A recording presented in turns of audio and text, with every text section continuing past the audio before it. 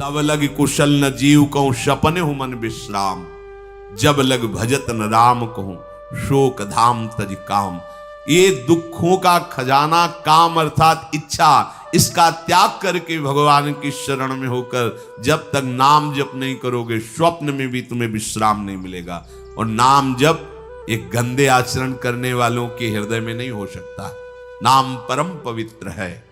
ये तभी होगा जब आपका खान पान सात्विक हो, आपका वातावरण सात्विक हो, आपका बोलना उठना बैठना सब सात्विक हो, तब नाम भगवान कृपा करेंगे आपकी जिह्वा।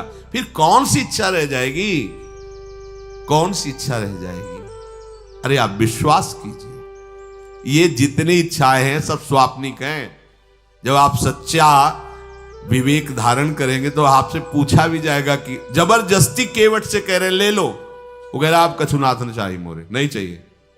प्रहलाद जी कह रहे हैं वरदान मांगो, हमारी आज्ञा का पालन करो, तो कह रहे हाँ आपकी आज्ञा का पालन करता हूं, हे नाथ मुझे यही वरदान दीजिए कि आपसे भी कोई इच्छा न रहे। ये वरदान मांगा कि आपसे भी कोई इच्छा। आप सोचो क्या है ऐसा भागवती रस कि जिसको वो मिला तो भगवान से भी कह देते। और भक्त तो बड़े विचित्र विचित्र है, वो भगवान से कहते तुम्हारी इच्छा क्या है प्यारे, बोलो हम पूर्ण करते हैं। तुम्हारी इच्छा क्या है, हमारी तो कोई इच्छा ही नहीं, आप बोलो आपकी इच्छा क्या है, आप क्या चाहते हो, मैं कैसे आपको रिझाऊं। ये जब कामना को लेकर के मनोवृत्ति का प्रवाह संसार की तरफ होता है, तब ये कामना ही हमें राग द्वेष में बांध देती है। जो महापुरुषों ने उपासना करके शास्त्र स्वाध्याय करके अनुभव किया है, उसे ध्यान से सुनो। इच्छाओं से बचने का उपाय, इच्छा ही आपके बंधन का कारण है, इच्छा ही जन्म मरण का कारण है। इच्छाओं से बचने का उपाय, कर प्रमाद मत बनो आलसी, करो सुचारु रूप से काम, अपना काम स्वयं करने में लाज बड़प्पन तजो तमाम। पहली बात, शरीरधारी को किसी दूसरे शरीर से अपने शरीर की सेवा तब तक नहीं लेनी चाहिए जब तक बीमार ना हो जाए, असमर्थ ना हो जाए, चाहे गृहस्थ में हो चाहे विरक्त में हो। ध्यान दीजिए, आप चाहे आपकी पत्नी हो, पुत्र हो, परिवार हो, आप उनके सेवक हैं, क्योंकि वो सब प्रभु के जन हैं। इस भावना से रहोगे कभी नाराज नहीं होगे, कभी गुस्सा नहीं आएगा, कभी झगड़ा नहीं होगा। अगर आप अपने को ये माने कि प्रभु मेरे इस रूप में आए हुए हैं, मुझे अपने कर्तव्य का पालन करना है, तो कहीं झगड़ा नहीं हो सकता। तुम जो कर रहे हो तुम्हारा कर्तव्य, हमारा कर्तव्य है कि हम पति पुत्र परिवार आदि जो भी है ये हमारे भगवान का स्वरूप है। मैं आप समझो वही भगवत साक्षात्कार, पर ऐसा कौन मानता है। अच्छा, साधु वेश में ये जरूर सावधानी रखनी चाहिए, ध्यान देकर सुनिए। जब तक आपका शरीर स्वस्थ है आप किसी से किसी भी प्रकार की सेवा स्वीकार न करें। भिक्षान्न के सिवा कोई भी सेवा स्वीकार न करें। अपने शरीर की सेवा तब तक करें जब तक आपका शरीर असमर्थ नहीं हो जाता। असमर्थ हो गए तो फिर हरि ही करें आकर स्वयं, या किसी को भेज दें, उनके बस की बात है। देखो माधवदास बाबा की लंगोटी स्वयं श्री ठाकुर जी महाराज धो रहे हैं। तब तक हमने अपने बड़े संतों को देखा है बिल्कुल किसी भी तरह की कोई सेवा नहीं स्वीकार करते। अपनी दिनचर्या अपने हाथ से अपने शरीर की पूरी। आपको क्या हो गया है, आप भी वैसे ही चलो जैसे गुरुजन चले, भिक्षान्न के सिवा। आप अपनी किसी भी तरह की सेवा किसी से मत करवाइए। आप देखो इच्छाओं का दमन होना शुरू हो जाएगा, यहीं से इच्छाओं का दमन शुरू हो जाता है। आप सच्ची मानिए, ये जो आप शरीर सुख की आकांक्षा से दूसरे से सुख लेने की इच्छा करते हैं, यही तुम्हारे बंधन का कारण है, यही तुम्हारी दुर्गति, यही तुम्हारी कमजोरी है। जब तक शरीर स्वस्थ रहे किसी से किसी भी तरह की सेवा मत लो, और अधिक से अधिक सेवा करने का भाव रखो। सुधार, हमें सेवा करना है, सेवा लेना नहीं है। जब तक सेव्य का साक्षात्कार ना हो जाए या शरीर असमर्थ ना हो जाए, तब तक ये नियम दृढ़ रखना चाहिए। गुरुजनों को भी देखा, श्री जी की सेवा कर दो, रसोई के से बाहर, शरीर सेवा में कभी भी नहीं।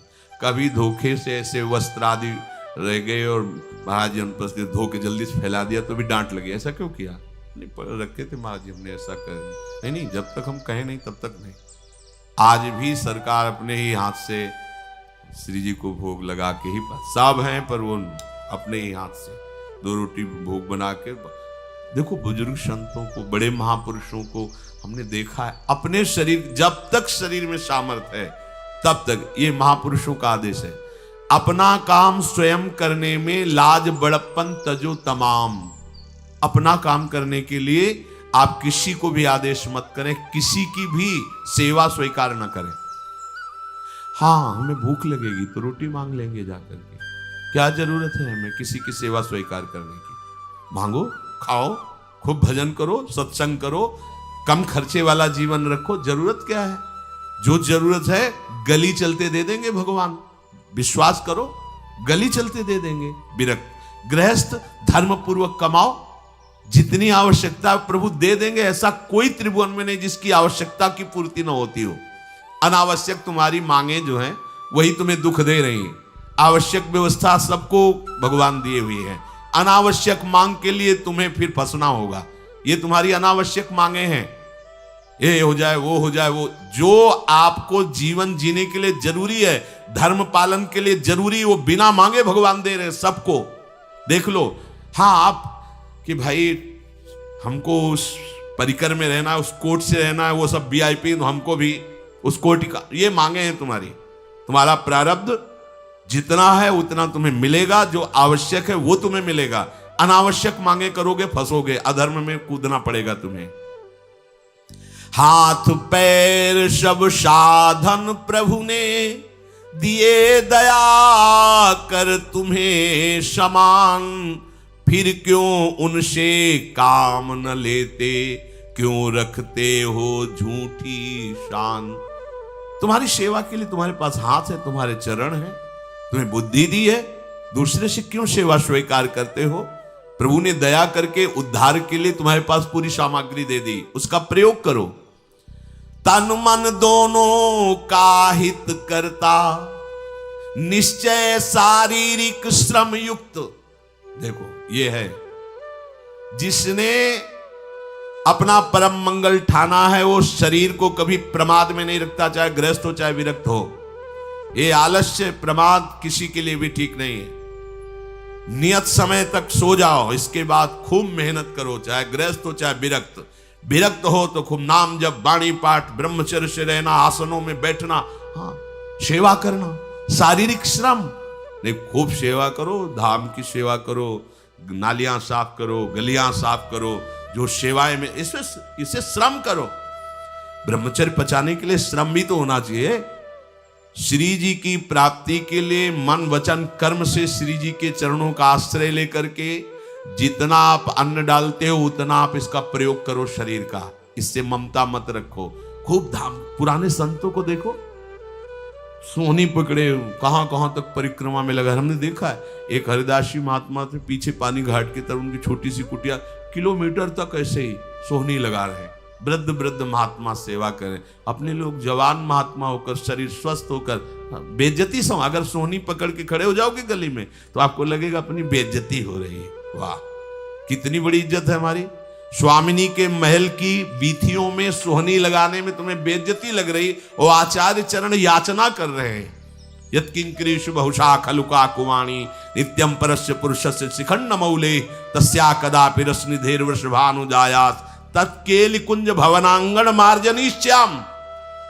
लाडली जो ऐसी कृपा करो कि आपके वृंदावन धाम में कहीं सोहनी लगाने वाली, पोछा लगाने वाली मैं बन जाऊं। मांग रहे हैं। एक से कहा भैया चाहे जितना बुरा प्रारब्ध हो, यहां जो भगत आते हैं उनके जूते साफ कर दिया करो, प्रारब्ध खत्म हो जाएगा। भाई आप समझो ये वो दवा है जो बेजोड़ है, इसे कोई काट नहीं सकता। अच्छा, अगर ऐसे न समझो तो हम आपको समझा रहे हैं। गुरुद्वारे में चले जाओ, चाहे जितना बड़ा अधिकारी हो, सबसे पहली जोरी सेवा यही होती है, पादुका की सेवा। समझे में नहीं आ रहा तुम्हें?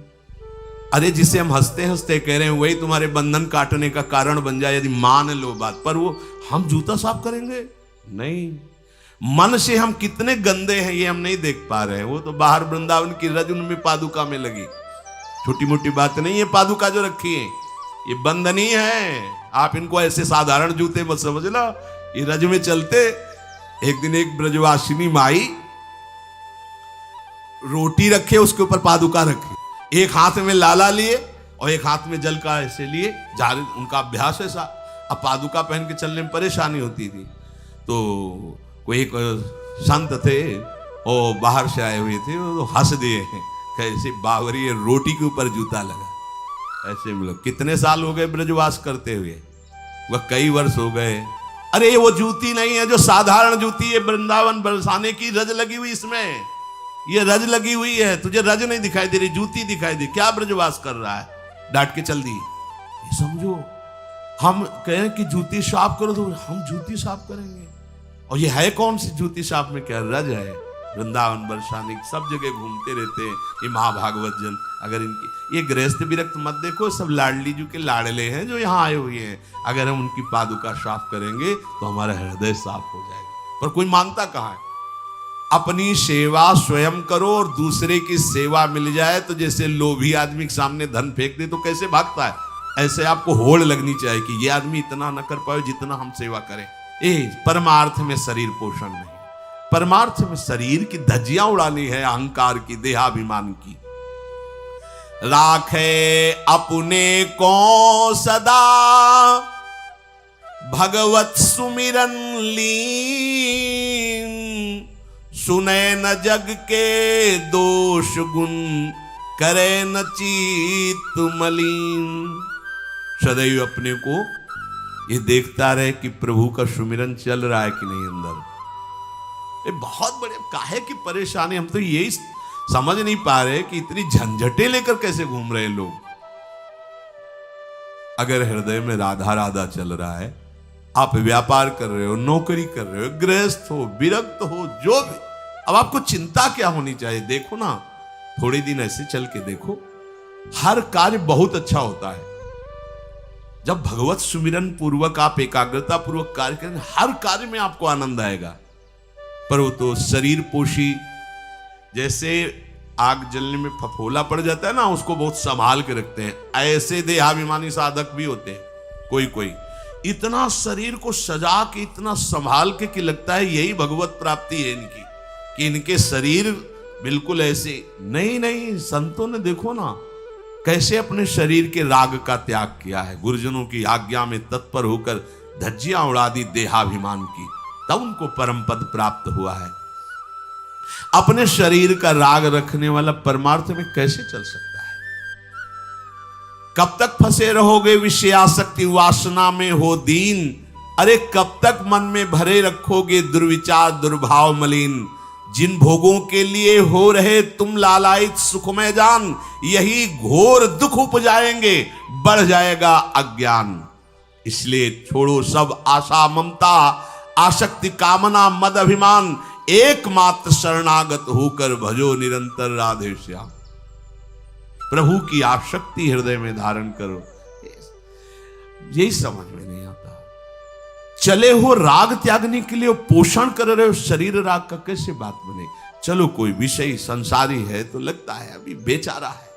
आप लोग बेचारों की लाइन में थोड़ी हो, आप लोग बेचारों की लाइन में नहीं हो। आप जितने भी, चाहे गृहस्थ हो चाहे विरक्त हो, धाम आ गए हो, दीक्षा ले ली है, शास्त्र स्वाध्याय करते हो, सत्संग, आप बेचारे हो, आप भगवत पार्षद हो। पर आप अपने स्वरूप को समझो, ये अंदर की बातें सुधारो।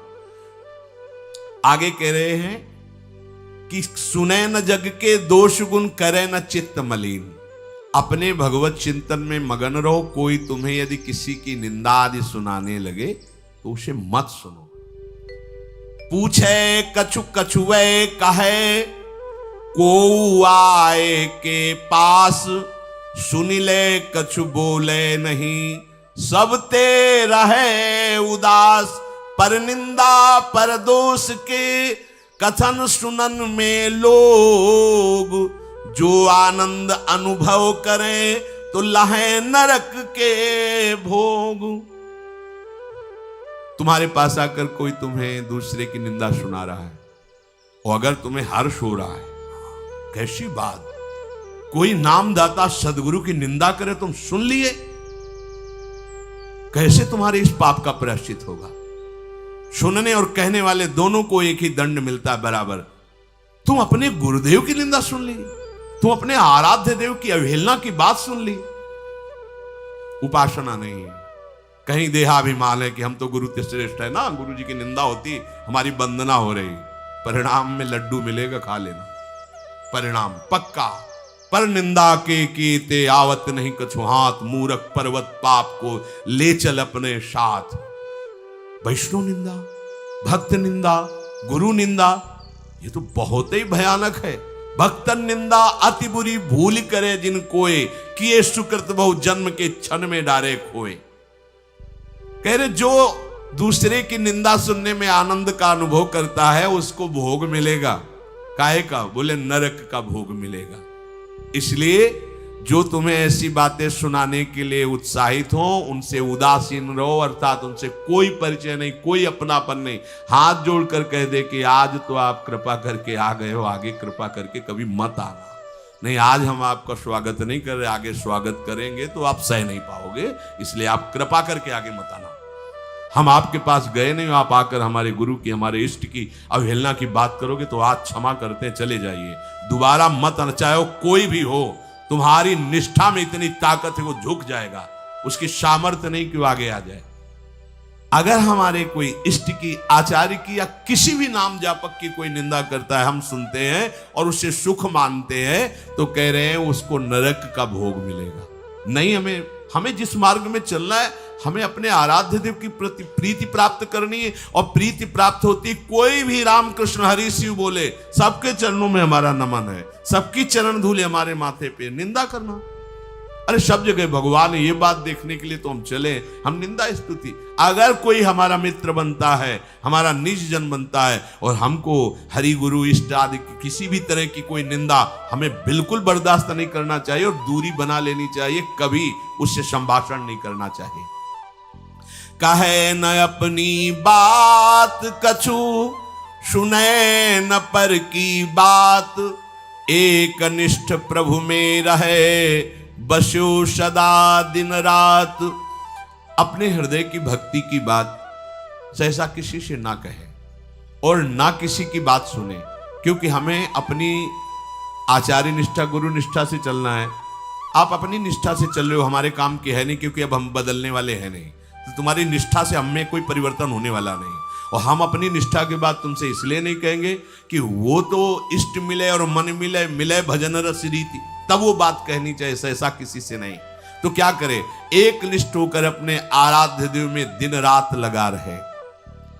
ये बहुत जने, बहुत जगह जाना, बहुत लोगों से व्यवहार करना, ये सब भजन में बाधक बात है। समिट जाओ, अपने लाडली लाल को दुलार करो, नाम जप करो, धाम वास करो, बहुत से बहुत जो है, हाँ दर्शन कर आओ। नहीं, एकांत वास करो, प्रभु खुद आके दर्शन दे देंगे, मान लो विश्वास। अगर आपका भजन ठीक चल रहा है, सही मार्ग चल रहे हो, तो दर्शन वाली बात ही हट जाएगी, क्योंकि फिर वो समा जाते हैं, हृदय में समा जाते हैं, नेत्रों में समा जाते हैं, मन में समा जाते हैं। आनंद की उमगन में कभी गए, आंख लड़ा ली प्रभु से, नहीं तो आंखों में ही बसे रहते। पी मूर्ति नयनन बसे, तेहि रस रहाए समाए। राग रोष दुख दोष में जग सो रहे सचेत, काहू सो न करे कबो वैर भाव अरुहेत। कोई इच्छा न रखो तो तुम्हें कभी क्रोध नहीं आएगा। इच्छा राग ही द्वेष को उत्पन्न करती है। इन दोनों से सचेत रहो, ना किसी से तुम्हारा द्वेष होने पावे न राग। कभी किसी से किसी भी तरह अगर झगड़े का, लड़ाई का अवसर आता है तो हाथ जोड़कर निकल जाओ, झगड़ा मत करो। उससे ये होगा कि आपकी वृत्ति बच जाएगी, नहीं तो वृत्ति द्वेष पूर्वक बार बार उसका चिंतन करेगी जब भजन में बैठोगे, और उसके प्रति अशांति, जलन पैदा हो जाएगी। सब सो न्यारो होई रहे, पर खारो हु नहीं होए, सबकी सब कुछ सहे नीति, वो प्रभु को प्यारो होए। समझो बात, सबसे अलग रहो, किसी से अपना मन मत मिलाओ, केवल मन नाम से मिलाओ, प्रभु से मिलाओ, गुरुवाणी से मिलाओ, पर किसी का अपमान मत करो, किसी के लिए ऐसा कड़ुआ वचन मत बोलो कि उसके हृदय मंदिर में बैठे भगवान हैं, उसका हृदय दुखी हो जाए। सबकी सब कुछ सह लेता है जो कोई, वही प्रभु का प्यारा होता है। करे न जग चर्चा कबों, रहे सदा चुपचाप, रही इंकित निज भजय प्रभुता को सेवें आप। जो जगत की कभी भी चर्चा नहीं करता, मौन धारण करके केवल प्रभु के चिंतन में मगन रहता है, उसका भार प्रभु ले लेते हैं, उसकी सेवा आप स्वयं करते हैं। प्रभु किसी न किसी रूप में आके उनका भरण पोषण करते हैं। पै प्रभु के रस प्रेम की निर्मल गोपन बात, कहे न काहू सो कबों, सहे सकल आघात। भजन में जो तुम्हें आनंद आ रहा है, जो तुम्हें स्वप्न में कोई अनुभूतियां हो रही या प्रगट में कोई अनुभूति हो रही, कभी भी किसी से भी वो बात ना कहे, क्योंकि ऐसा कहने से तुम्हारे भजन में विघ्न पड़ जाएगा। सारी की सारी बातें पचा लो। जैसे तुम गुप्त रूप से गलतियां करते हो, कभी नहीं बोलते हो, लेकिन कोई भी भागवती का अनुभूति छोटी सी भी होगी तो सभा में बोलने का मन होगा, क्योंकि उससे हमारी प्रशंसा होगी, अहंकार का पोषण होगा। बिल्कुल नहीं। भजन संबंधी कोई भी आनंद की बात, कोई भी भगवदानंद अनुभूति कभी किसी से न कहे, एकदम छुपा जाए। अगर कोई ऐसा कि हमने तो ऐसे लक्षण आप में देखे, हाँ नहीं ये तो ऐसे ही तुम्हें यहाँ हंसुआ, हमारे अंदर ऐसा कुछ नहीं। कोई भी भागवतिक वृत्ति कहीं अपने में आरोपित करके प्रदर्शन का कार्य न कर दे। सह न सके पिय की तनिक निंदा, जो कहूं होए सहज त्याग सर्वस्व करी, डारे निज को खोए। यदि अपने आराध्य देव की कोई निंदा कर रहा हो तो वहां सहन न करे। सही न सके पिय की तनिक निंदा, जो कहूं हो। संत शंभु श्री पद अपवादा, कही सुनीतास मर्यादा, काटी जीव तासु जो बसाई, श्रवण मुनि न त चले पराई। यदि हमारे कोई आराध्य देव गुरुदेव की निंदा कर रहा है, ताकत हो तो उसकी जबान बंद कर दे, नहीं तो कान में अंगुली डाले उठ के चल दे, दोबारा उसका कभी चेहरा न देखे। भरत जी ने माता कैकेयी से कहा कि आपने हमें निमित्त बनाकर 14 वर्ष का वनवास भगवान श्री राम को दिया, इसलिए आज के बाद में कभी तुम्हें मां नहीं कहूंगा, पापिनी कभी तेरा मुख नहीं देखूंगा। भरत जैसे भगवान के अवतार परम पवित्र माता कैकेयी के लिए ऐसे कट वचन बोले, आज के बाद कभी मां नहीं कहूंगा, है पापिनी तेरा कभी मुख नहीं देखूंगा। ये जो हमारे इष्ट की निंदा कर दे, हमारे गुरुदेव की निंदा कर दे, हम उसे आदर देंगे, हम उसको बात सुनने के लिए बैठा लेंगे। हाँ और बाओ, हमें और गंदा करो। सहज त्याग सर्वस्व करी, डारे निज को खोए। अपने अपनत्व को अपने आराध्य देव में सहज समर्पित कर दे। या जग में जाके हृदय ऐसो प्रेम समाए, हरिता को अति चाव सो रखें सदा अपनाए। इस जग में जिसके हृदय में ऐसी निष्ठा होती है, तो हरि उसे अपना मान करके फिर स्वयं उसका भार लेकर इस संसार में रखते हैं, अर्थात उससे वही कराते हैं जिससे जग मंगल होता है। निर्मल या प्रभु प्रेम की महिमा कही न जाए, अति प्रेमी जो श्याम को हरि ही नित्य बसाए। दुख में संतत सुख लहे, सो आवे यही बाट, नाहित क्यों रचना करे, कपट नरक को ठाठ। जो निर्मल भगवत प्रेम है उसको कहा नहीं जा सकता, वो अनिर्वचनीय है। ऐसे निर्मल प्रेमी महात्मा के हृदय में श्याम सुंदर निरंतर वास करते हैं। इस निर्मल प्रेम को जिसे प्राप्त करना हो तो कमर कस ले, दुख का मार्ग है, इसमें दुख में चल करके महासुख में पहुंचा जाता है। कह रहे दुख में संतत सुख लहे, सो आवे ही बाट। भारी से भारी विपत्ति, अपमान, तिरस्कार में भी जो सुख का अनुभव करते हुए भगवत भजन करते रहते हैं, वो जाते हैं उस महासुख परमानंद में। नहीं तो कह रहे नाहित क्यों रचना करे, कपट नरक को ठाठ। फिर ये बातें बनाने से नरक ही मिलेगा, भगवत प्राप्ति नहीं होगी। इसलिए इच्छा और द्वेष का त्याग करके अपने आराध्य देव के निरंतर चिंतन में मगन रहो। भजन का फल है अपना अस्तित्व मिटा देना, कोई भी इच्छा न रह जाना। तो श्री भगवान स्वयं उसके हृदय में बैठ करके सब योगक्षेम का वाहन करते हैं। जैसे अहंकार से हम सोचते हैं ये हम नहीं करेंगे तो कैसे हो जाएगा, तो पूरी सृष्टि तुम्हारे करने से हो गई है क्या? जिन्होंने एक संकल्प में अनंत ब्रह्मांडों का सृजन, पालन और लय करते हैं, करते रहेंगे, उन प्रभु को पहचानने के लिए मनुष्य जन्म हुआ है। यही परम कर्तव्य है, हम भजन करके उनमें लीन हो जाएं, उनको जान जाएं, तो महान दुख से हमारा छुटकारा हो जाए। शेष चर्चा की श्री राधा।